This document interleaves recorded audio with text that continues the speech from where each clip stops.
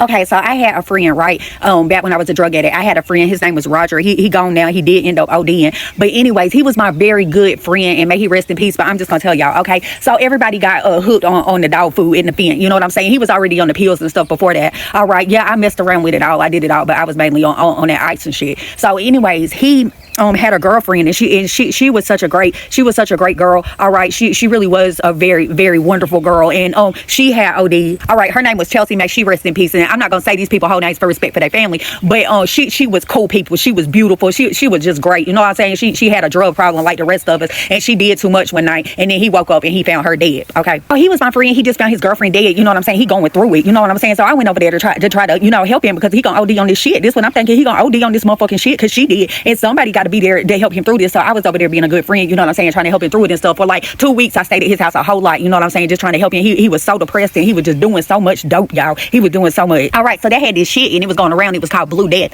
All right, so it was his people at his house. Okay, and they was there, and they was doing his shit because he had money. He was paying for it. Okay, so they was there freeloading off of him or whatnot. You know what I'm saying? They was doing that, and he had did some. And I'm gonna tell y'all, when the people do too much of that shit and they start snoring a lot, that's not good. Okay, that's not good. So I seen him over there, and he was snoring, right, and he was laid back, and the motherfucker was blue. He was blue. I'm telling you, he was blue, and he go, and then he wouldn't barely breathe, right? And I'm like, oh fuck. So who got a Norcan? Who got a Norcan? Who got a Norcan? Nobody got no Norcan. Okay, we ain't got no Norcans, and these people just over there, not even giving a fuck. Did this motherfucker over here ODing? Oh hell no! I flipped all the way the fuck out. Fuck all y'all. You know what I'm saying? This man over here ODing, I didn't know what to do. You know what I'm saying? I grabbed him and I just kept beating on his chest, screaming, breathe, breathe, and I pick him up.